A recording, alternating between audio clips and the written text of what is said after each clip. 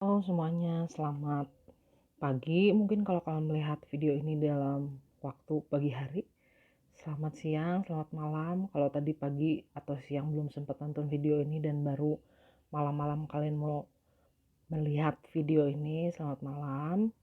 Kita akan membahas mengenai hidrolisis garam di sini. Nah, di bagian ini, di pembahasan ini kita nanti akan bisa menghitung pH dari suatu larutan garam.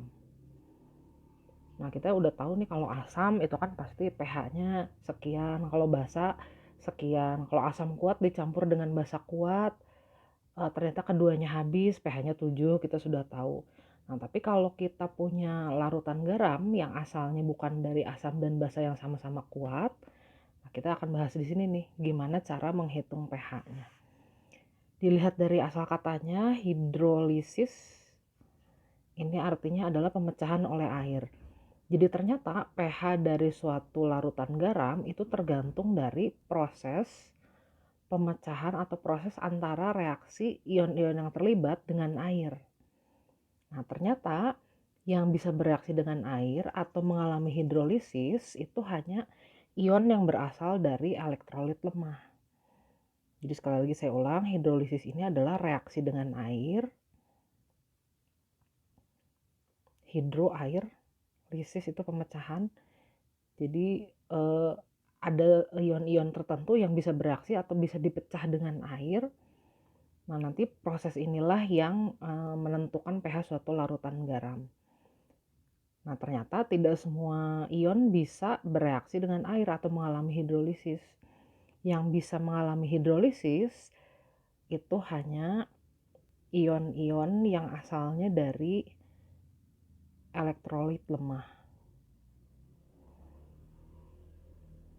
Nah, maksudnya bagaimana? Misalnya kita harus punya contoh dulu suatu larutan garam. Misalnya kita punya larutan garam yang sering sekali kita lihat, garam dapur NaCl. Nah, NaCl ini kita sudah pelajari di video sebelumnya bahwa larutan ini, bahwa senyawa ini larut dalam air, dan kalau dia dilarutkan dalam air dia terurai seluruhnya, kita anggap elektrolit kuat, menjadi ion natrium dan ion klor. Nah, ion natrium ini asalnya dari mana? Nah, ion positif itu selalu diasumsikan berasal dari suatu basa. Nah, basa yang mengandung ion Na. Basanya adalah natrium hidroksida.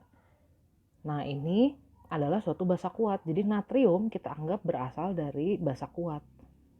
Sedangkan ion klor ini berarti kalau ion negatif diasumsikan berasal dari sisa asam atau anion sisa asam. Berarti bentuk asamnya adalah asam klorida. Ini juga asam kuat. Nah, kalau keadaannya seperti ini berarti tidak ada proses hidrolisis yang terjadi di sini. Jadi natrium tidak bereaksi dengan air. Demikian pula ion klorida ini juga tidak bereaksi dengan air. Nah, hal ini menyebabkan pH larutan yang terbentuk atau pH NaCl adalah 7 karena tidak mengalami hidrolisis. Jadi NaCl ini bukan garam yang terhidrolisis. Nah, kalau tidak terhidrolisis berarti penentu pH dari larutan ini hanya ion-ion yang ada di sini aja. Jadi Na dan Cl-nya tidak menentukan pH. Jangan lupa di sini ada larutan, berarti air pelarutnya, air menghasilkan ion H+ dan ion OH- dengan jumlah 10⁻⁷ molar pada suhu ruang. Jadi ini mengakibatkan pH-nya 7. Nah, kalau misalnya kita punya garam yang lain, misalnya kita punya garam amonium klorida misalnya. Nah, amonium klorida ini kalau diurai jadi ion, kalau dilarutkan dalam air dia menjadi ion amonium dan ion klorida. Nah, ion amonium ini diasumsikan berasal dari suatu basa lemah, yaitu amonia. Karena ingat kalau amonia dilarutkan dalam air, dia akan menghasilkan ion amonium dan ion hidroksida. Nah, jadi NH4 ini asalnya dari suatu basa lemah, sedangkan HCl asalnya dari asam kuat. Nah, di sini ion amonium akan dapat mengalami hidrolisis. Seperti apa sih reaksinya? Nah, reaksinya seperti ini. Reaksi hidrolisis adalah reaksi suatu ion dengan air, merupakan suatu reaksi kesetimbangan. Nah, logikanya dalam air itu kan ada ion H+ dan ada ion OH-nya. Nah, ion NH4 nanti akan terikat dengan ion yang mana? Pasti dengan ion OH- ya. Nah, jadi nanti yang terjadi dari reaksi hidrolisis ini adalah ion amoniumnya akan kita asumsikan dia menjadi NH3 begini, H+nya dilepas, nanti dia akan bergabung dengan H2O membentuk ion H3O+, atau kita boleh menganggap ini juga sebagai air. Nah, kalau di buku-buku yang lama, kadang reaksi hidrolisisnya suka dituliskan juga seperti ini. Jadi dianggapnya terbentuk NH4OH, tapi kita tahu ini adalah senyawa hipotesis ya, nggak benar-benar ada. Nah, ini cuman bisa dipakai untuk menunjukkan ini aja, terjadi ion H+ di sini atau terbentuk ion H+. Tapi kalau kalian mengerti juga, ini juga kadang dianggap lambang untuk ion H+ sama aja. Intinya, reaksi hidrolisis ion amonium ini menghasilkan ion H+. Nah, ini menunjukkan bahwa garam NH4Cl adalah garam asam karena menghasilkan ion H+ atau H3O+. Nah, proses seperti ini namanya reaksi hidrolisis.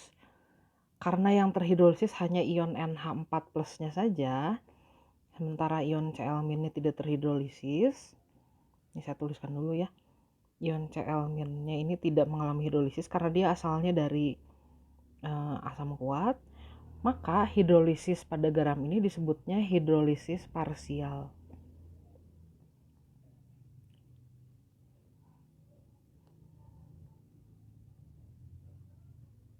Nah, jadi sekali lagi kita lihat pada garam NH4Cl, di sini ada dua ion nih, ada ion amonium dan ada ion klorida.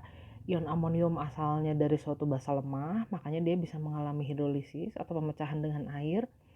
Reaksi hidrolisisnya ada dua versi nih. Versi yang resmi dan benar itu versi yang pertama. Tapi yang kedua ini dulu pernah dipakai dan mungkin kalau ini agak lebih menjelaskan nggak apa-apa, kita bisa gunakan juga untuk referensi. Nah, ion Cl- ini tidak mengalami hidrolisis, jadi garam amonium klorida mengalami hidrolisis parsial dan bersifat asam. Kenapa disebut bersifat asam? Karena reaksi hidrolisisnya menghasilkan ion H+ atau ion H3O+, sama aja. Nah, saya beri contoh satu lagi, misalnya kita punya suatu garam natrium fluorida misalnya. Ini adalah suatu garam yang larut dalam air. Ingat ada ion natriumnya, natrium kan pasti larut. Nah, kalau kita lihat natrium ini asalnya dari suatu basa kuat. Fluorida ini, ion fluorida asalnya dari suatu asam lemah. Maka yang akan mengalami hidrolisis itu bukan ion Na. Ion Na nggak mengalami hidrolisis karena dia asalnya dari basa kuat. Yang akan mengalami hidrolisis adalah ion fluorida. Nah, kalau terhidrolisis apa yang terjadi? Ingat, dalam air ini ada ion H+ dan ada ion OH-. Ion F- pasti akan memilih bergabung dengan yang muatannya berlawanan dengan dirinya. Jadi dia akan berikatan dengan ion H+. Nanti akan dihasilkan bentuk asam fluorida dan sisanya ada ion OH-. Nah, di sini dihasilkan ion OH-. Berarti reaksi hidrolisis ini menghasilkan larutan yang sifatnya basa. Nah, jadi natrium fluorida ini dianggapnya terhidrolisis parsial atau sebagian. Jadi hanya salah satu ionnya saja yang terhidrolisis. Kemudian sifatnya basa karena menghasilkan ion OH-. Nah, kalau gitu pertanyaannya, apakah ada suatu garam yang mengalami hidrolisis total? Ya pasti ada. Garam itu pasti berasal dari asam lemah dan basa lemah. Nah, contohnya apa? Misalnya kalau kita punya garam amonium asetat misalnya.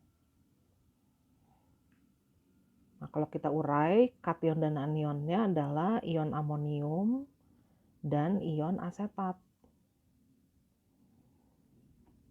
Amonium ini berasal dari suatu basa lemah, amonia.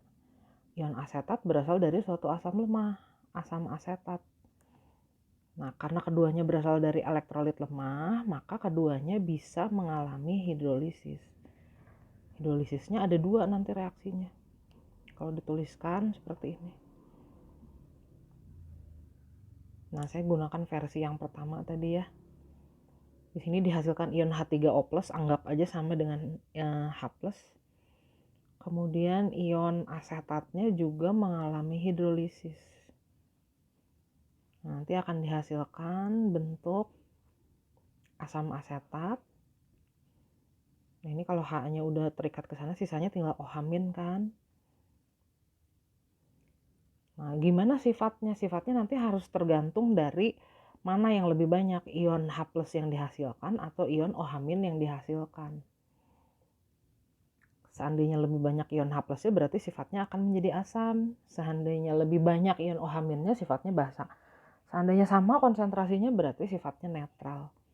Nah, yang jelas garam ini disebut terhidrolisis seluruhnya.